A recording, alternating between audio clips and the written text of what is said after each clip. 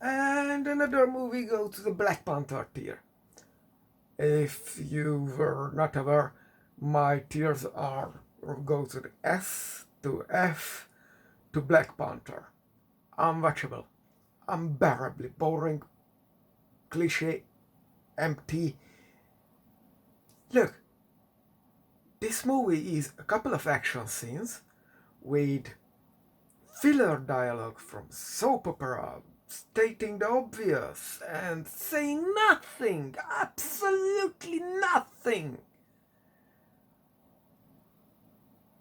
The whole setup for this thing is that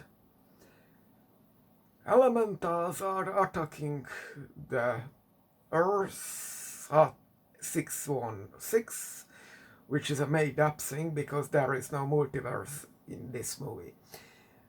And this is made by this Mysterio character, very good adaptation from the comics, where he's a practical effects guy who went a bit cuckoo and vengeful. Then here he's an ex-Stark employee who is annoyed because, Spider-Man is the new Iron Man.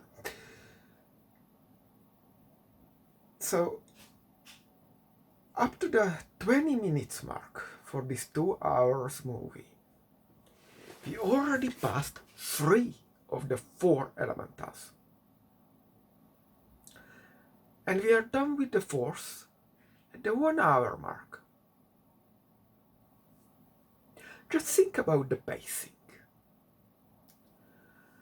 And even there is an excuse why Spider-Man visits all these locations. Some school tour, but how they go in a given time, because school tour is a given time, from Paris to Prague. I'm not even sure where Prague is. It's in the Czech Republic, but in the movie it's in Austria, maybe? I have no real idea what is going on there. It's just, that's it. That's the movie. Nothing there. And we get some scrolls, which Fury sent in because he's too busy not doing anything, I assume. Although there should be no scrolls on Earth because they all want to be on another planet led by Captain Marvel, so I have no idea what is going on with that one.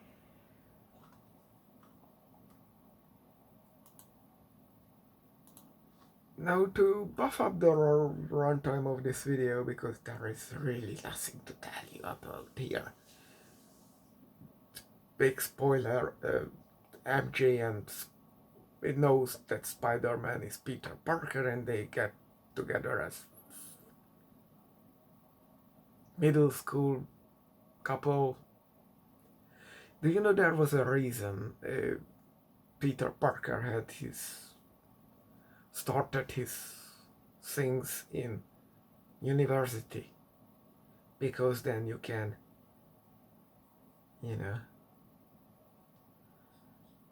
middle schoolers are a bit limited on that regard, and for some reason Aunt May is with the bodyguard guy.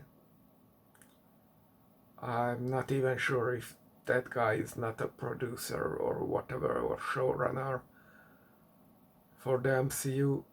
I'm not even looking it up.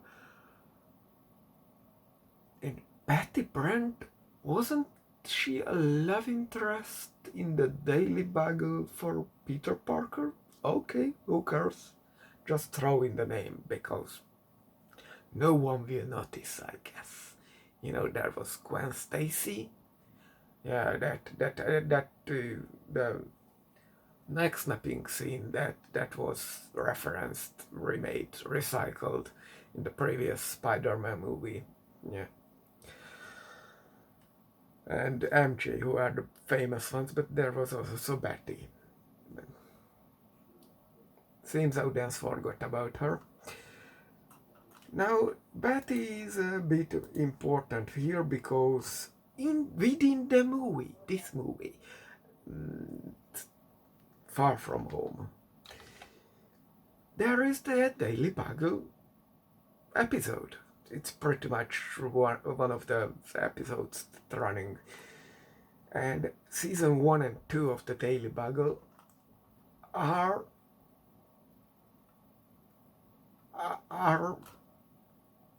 playing out between this movie, Far From Home, and No Way Home. Except the last episode. But, you know, that's a nitpick.